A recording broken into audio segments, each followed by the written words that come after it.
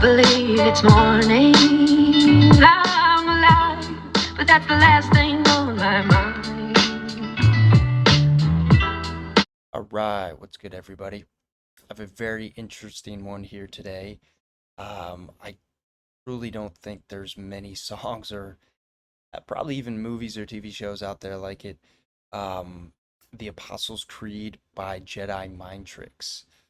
And I'm sure many of you have heard of Jedi Mind Tricks. They've been around for a while. This is from their first album titled The Psychosocial, Chemical, Biological, and Electromagnetic Manipulation of Human Consciousness. Yeah, obviously that's a lot of process right there. I believe there's a book of the same title, and they were influenced by that quite a bit, obviously to the point where, paid homage to it.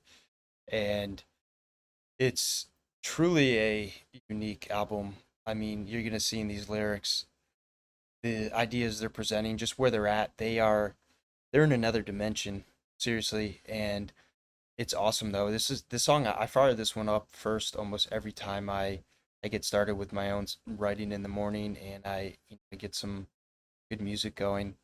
It's just I love the way Apathy comes in, and I don't know if he was still Alien Tongue when he did the song, or if he was Apathy. I think he was with that name, Apathy, and Vinny Paz is actually not on this one, which interesting that I like the song so much. I love Vinny Paz. I'm gonna do a lot of stuff by him. Yeah, so this one's pretty nuts, but in a really good way. So let's dive in. I sit upon a cloud of nuclear waste and taste the orgasmic juice of a goddess with a lip spread on my face as I speed through space, touching a damaged piece of a satellite resembling wreckage and remnants of a 2010 cylinder-shaped entity. Centuries from the time of man designed a plan on a time span of seconds to an immortal, transporting mortals through portals to an Egyptian land, to then erect complex architect structures and pyramids, melted hardened rock with acidic chemical blood samples from reptilian females, period. I travel like the Iliad, but my ship sails amongst cosmic whales and intergalactic pirates, telling tales of trails left by the gods through the center of the sun when you pass the spot. Jesus Christ was really an ancient astronaut. I attacked mastodons when I crashed upon Earth in the Ice Age, and twice slayed men caves with assistance of sound waves and psychokinetics. You can't escape the wrath of apathetic. The time has come for man to die when I project prophetic phonetics, fugitive prosthetic limbs for Harry Kimball are rejected. Exoskeleton extensions and cybernetic inventions, moving swiftly like a thundercat. My hunger tracks rats in the train tracks, and when I rap on tracks I attract tremendous energy sources, changing forms through metamorphosis. I travel dark in corridors with orbs of light and torches. We ride away on apocalyptic bare horses and disappear as shadows in the forest. Yeah, so I think when you have, mentions of intergalactic pirates and Jesus Christ being really an ancient astronaut, you're in for something a little bit different. And each verse just kind of keeps building on this type of stuff. It's really interesting too that I forget who exactly it was in Jedi Mind Tricks who does not like this album and is kind of looking back doesn't think very highly of this album, which it's pretty surprising. Most Jedi Mind Tricks fans, from what I've seen, are they're pretty high on this album and super unique. I think really what I think it is they were, they were obviously young at this time, and maybe looking back, I don't know, maybe it's a lot of the ideas and the stuff they were investigating and into and exploring. Maybe they're just like, man, how did I think that was worth or a lot of my time, energy, and focus? So maybe that's where the dislike for this comes.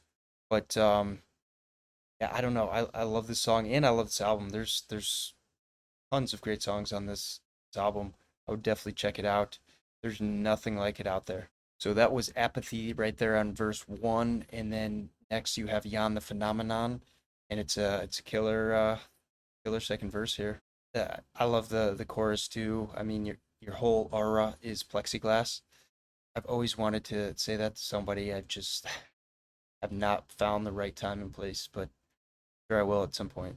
Non-conceptual, non-exceptional. Yo, aura is plexiglass. Non-conceptual, non-exceptional. Yo, aura is plexiglass. Non-conceptual, non-exceptional. Yo, aura is plexiglass. non-exceptional. I take hold with the truth eludes me like sands through the cracks of my hands. Read solitary silhouettes and apocalyptic lands. Nomadic by necessity. And I can't let this stress get the best of me, though it tempts me on a daily basis. And trace the tracks of my tears down my cheeks and over my lips. Taste of freedom, but it seems like gravity has me chained to this pathetic land like Satan to that burning lake of chaos. But yet I continue on with those tendencies in my subconscious. So right there's a contradiction, because I'm aware of these tendencies. So that ain't my subconscious anymore. More like forces that I conversate with.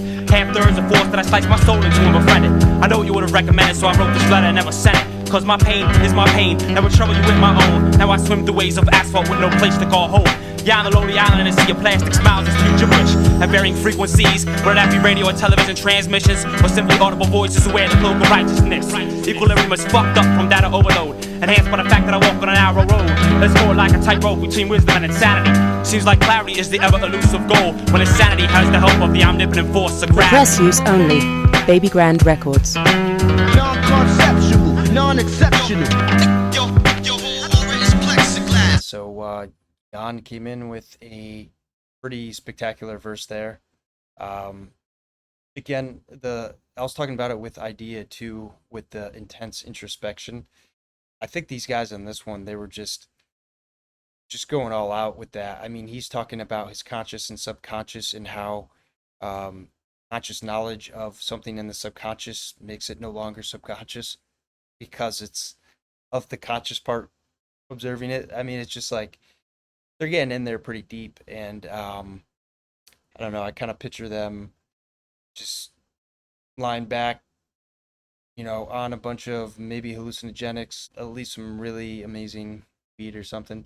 I mean, right off the bat, he's like, I take hold of truth, eludes me like sand through the cracks of my hands. They're on their search for truth. Jan has one of my favorite lines of all time. More like forces that I conversate with, halves, thirds, fourths, that I slice my soul into a percentage.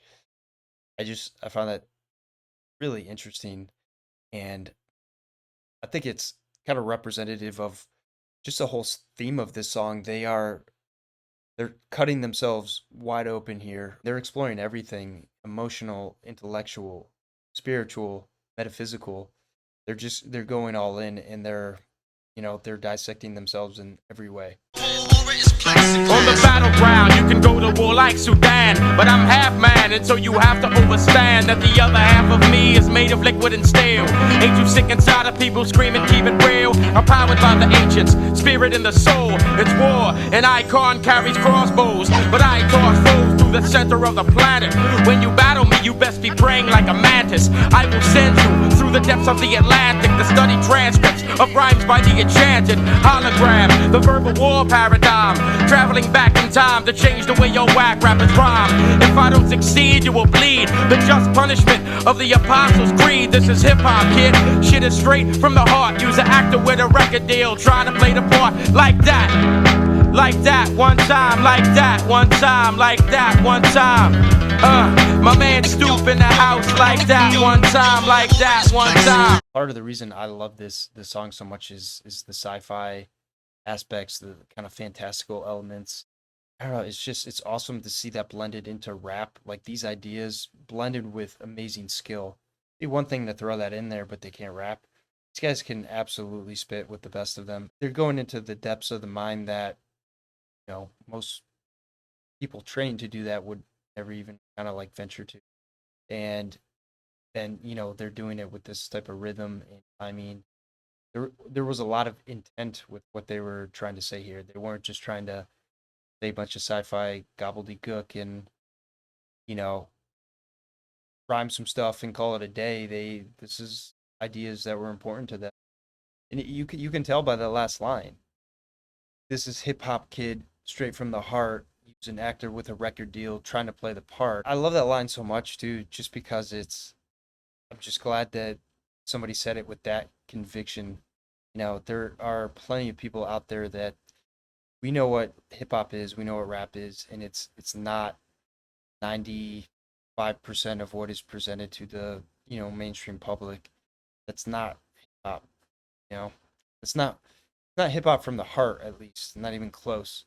It's from somewhere else. It's from a place of materialistic gain. The reason why Jedi Mind Tricks is so loved is because they everything is from the heart, and that's what makes this such an awesome group and what makes this album so interesting.